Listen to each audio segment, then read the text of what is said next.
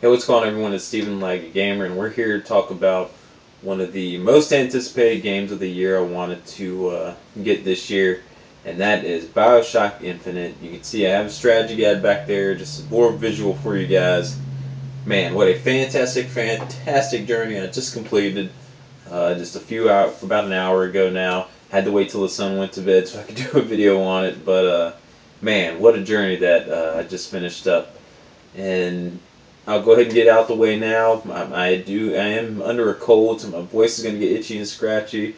I got some water here to help clear the ways, hopefully. But anyways, let's get into this game.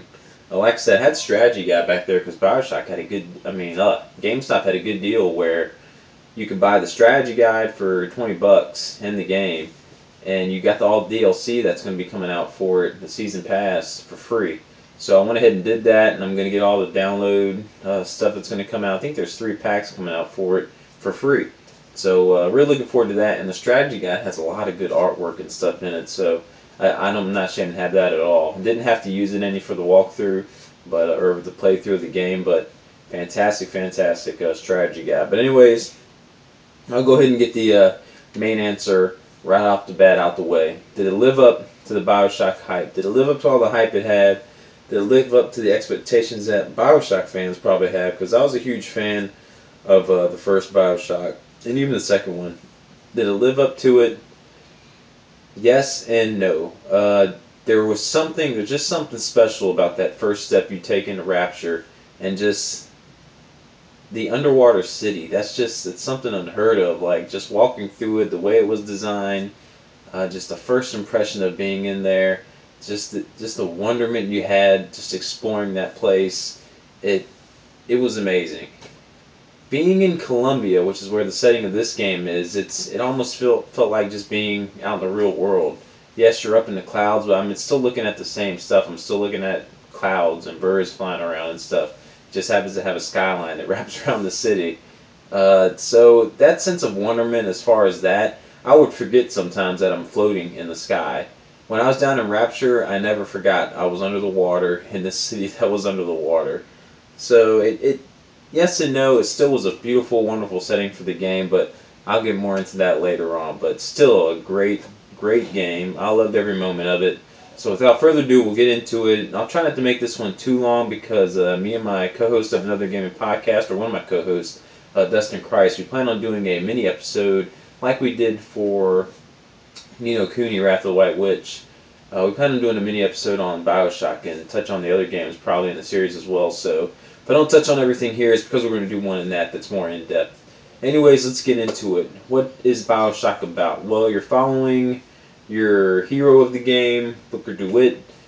Pretty much you start the game off knowing that you have to go get Elizabeth, who's on Columbia, bring her back to these people who want her. You don't know who they are, but if you do, all your debts are paid for. And that's pretty much the main gist of the story. Of course, you're going to run into more situations while you're up in Colombia with the person who is kind of running things up there, and I keep forgetting his last name, so I'm going to steal the guide. I know it's Zachary Hill Comstock, because I'll keep wanting to say Comfort or Comfort, because it sounds so familiar. But Zachary Hill Comstock, uh, main protagonist in the game, where pretty much he has founded this city of Columbia in the sky. That's where you're at. He started pretty much his own religion up there, and he's running things, and he's pretty much the one who's got Elizabeth held captive. They're doing stuff with her, doing things with her where they need her. She's pretty much she's a child who was unborn, who was born within a week after her mom was supposedly impregnated. This is the whole story and everything in the beginning with her. But pretty much it's just Booker wanting to get this girl, take her back, and have his debts paid off. Of course, that builds up to more where does he really want to take her back in the end to get his debts paid off? Is he trying to save her and just them two go off together? I'm not going to spoil any of that, but just know that's what the story is. And you can't ever go into too much of the story with these things. And if we do, we'll go into more into the podcast episode. But yeah, just know you're going up to the city. You're trying to find her, and Zachary is the one who's stirring the pot up there.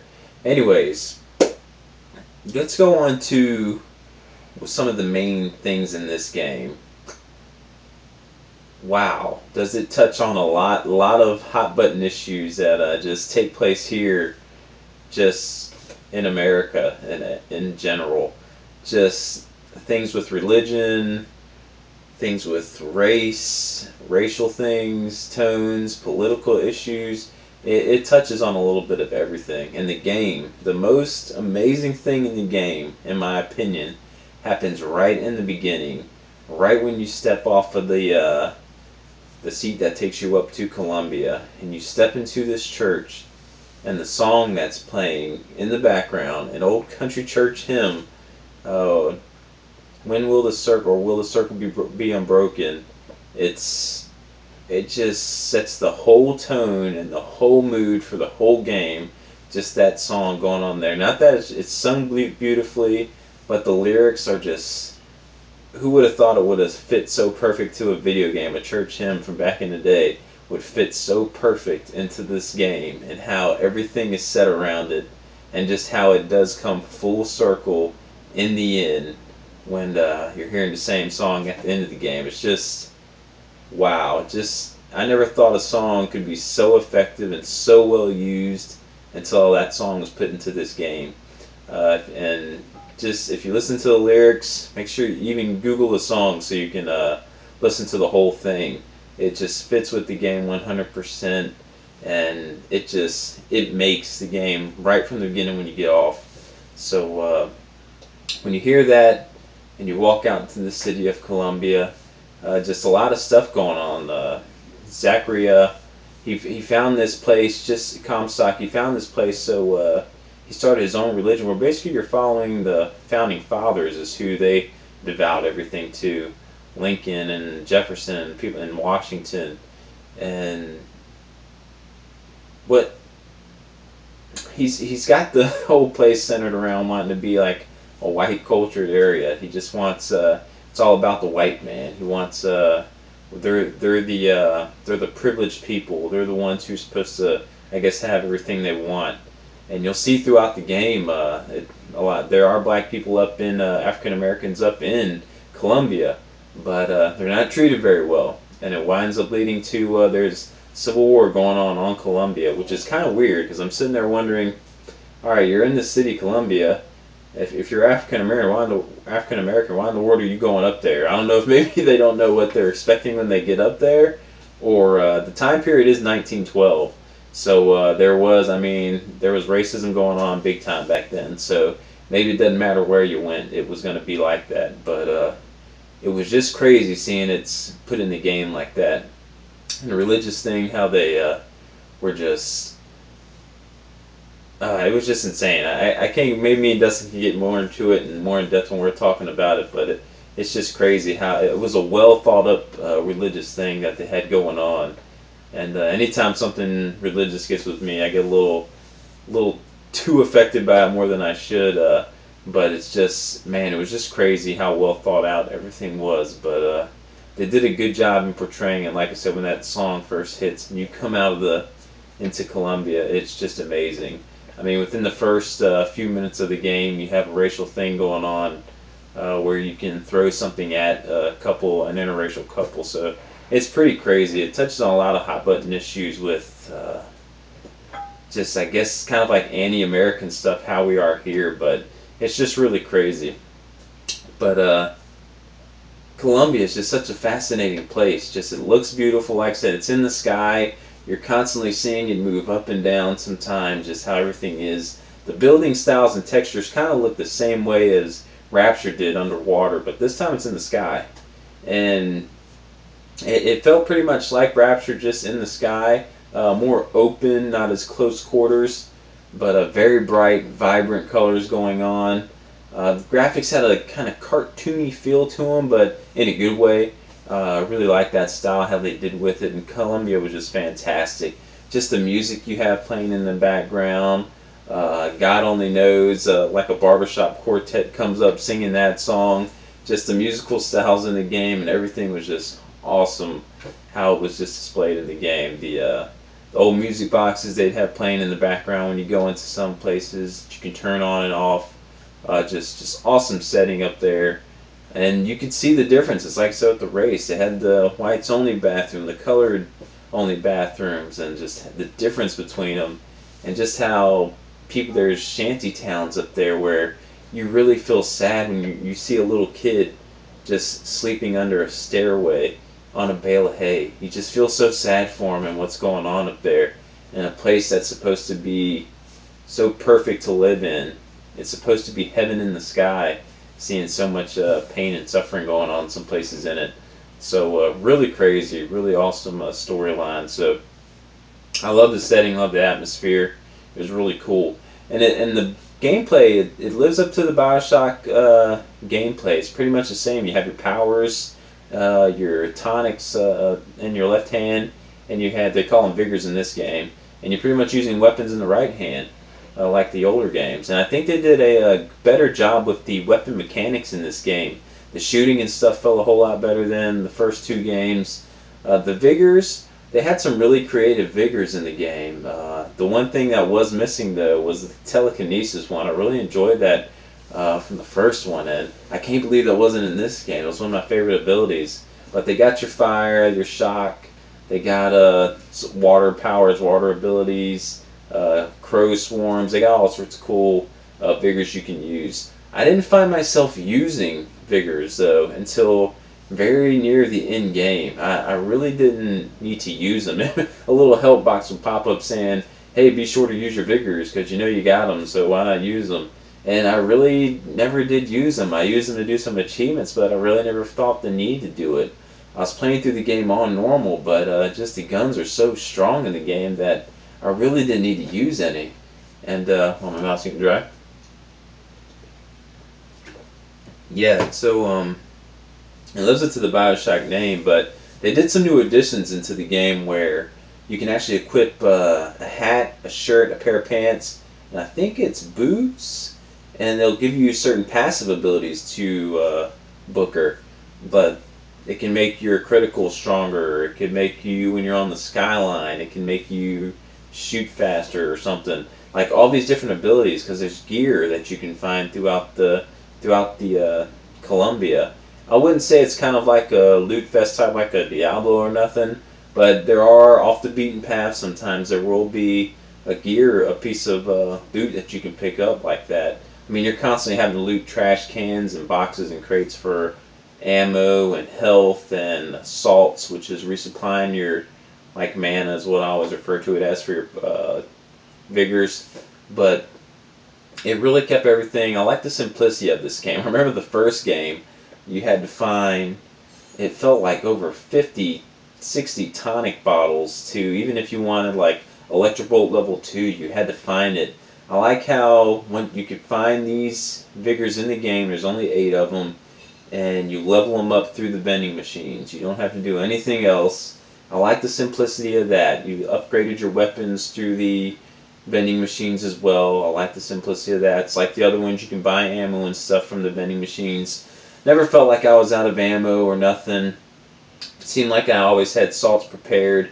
And Elizabeth, once you meet up with her, she is constantly just, anytime I was low health, it seemed like she would always give me the perfect time. She'd throw me a health tonic, and voila, back to full health. Or some salts when I was low, or ammo, or money. Not all the time, but in crucial times of need, it seemed like she knew I would need it and give it to me. So it took away some of the difficulty factor for the game, even though I was playing on normal. You unlock 1999 mode once you beat the game. I'm about to start that up again right when I'm done with this one. But yeah, it lives up to the same type of gameplay as Bioshock, just the gunplay is more fluid, and the tonics, there's 8 varieties, and it's just simpler to do everything. Pretty much Columbia, it's linear world to explore, but it also has, you can go off the beaten path to find, you can also find, I think they were called infusion bottles, these blinking kind of toxic tonic bottles where you could level up your health higher, your salts pool higher, or you have a shield in this game that'll regenerate, or you can level up that shield higher. So I think that's a new addition into this series too with this game, is that shield. And yeah, so really cool how they simplified everything, but they didn't have a map in the game. They had them in the first two. A map would have been useful for the game, but because you can get, it's a pretty linear game, but like I said, there's many rooms to go and explore that you don't need to go in to beat the story, to find these other little hidden things. The audio logs that are there, I think there's 80 of them in the game to find. It's always fun listening to those. Stuff like that. So we're just exploring the world. You find yourself just stopping and reading things and looking at things all the time in this world, just like in Rapture. So it's amazing. What else as far as gameplay? Elizabeth, the key character in the game. Like I said, she's never in the way. It doesn't feel like an escort mission. Her character is, it was well developed, but I was wanting more between Booker and Elizabeth's relationship throughout the game. I always felt that sense of disconnect throughout the game. I think someone said it perfect in a review that I just read recently on it, where it it was going for, it was almost, I won't want to compare it to Uncharted, but something with Uncharted with the characters in that game, even though you got to see Drake's face, so you could get this sense of relationship more often in the game.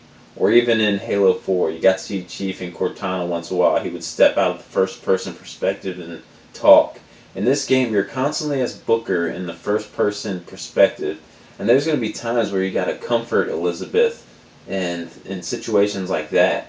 And there's a kind of a disconnect there because I want to see Booker's face and how he's reacting to all this, but there's a part in the game as well where you're playing a guitar and Elizabeth is singing to a kid, like singing the "Will the Circle Be Unbroken" to this kid, and I would have liked to seen Booker's reaction during that scene too, instead of just seeing Elizabeth go there. So I was always hoping for a little bit more to that relationship throughout the game. Maybe that's some more that me and Dustin will talk on in the mini episode, so I don't drag this video on way too long. But yeah, just the gameplay.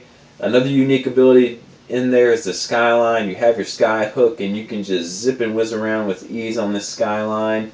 They do a good job at, you can actually shoot enemies and attack them from the skyline. When you zoom in with your weapon while you're on the skyline, it'll slow down for you. That way you can get a better sense of accuracy when you're shooting. Really cool riding around that thing. Took a while getting used to hopping across and getting a sense of direction as you're flying through the air on it, but you'll get used to it pretty quick. So other than that, the music was beautiful, the setting was beautiful. I know a lot of people will say like the graphics look a little muddied and dated, but like I said, graphics these days look beautiful to me anyway. I don't care what it is. I thought Columbia was great, the setting was great, love the music that they have in it, the characters were great in the game. Just the whole story, really deep. Gets a little muddled and confusing at the end, but it was still a pretty good game. Pretty good game. Up there for Game of the Year. I believe it has passed Ni no Kuni, so right now it is the #1 Game of the Year for me. So we'll see what else may be able to knock it from its throne. So I guess that's about it. It lives up to the Bioshock name. I'm glad to put it in there with the Bioshock franchise. Really excited for anything else they have coming down the line with Bioshock. Keep them coming. I don't care if it takes 3-4 years to get another one out here. So it'll be fantastic. But anything I didn't touch on in this, like I said, just stay tuned for the podcast episode we're going to do on it. I'm pretty sure we're going to nail a lot of stuff out in that one. So hope you enjoyed this one. Hope I got a little bit of sense out there. I loved the game. It was fantastic. It's a journey everyone should go on. So Bioshock Infinite, if you hadn't, go pick it up. I can't remember how long it took me to beat it. I want to say it was between at least 12 hours to beat it, and I got pretty much everything in the game. I didn't mix some of the audio logs, but hopefully I'll find them when I go back and play it again right now. So check it out. Fantastic game, fantastic world. stay tuned to that episode because we're going to dive head on into this thing, me and Dustin, and give you guys a good sense of the game, okay? Alright, Night Gamer, lagging out.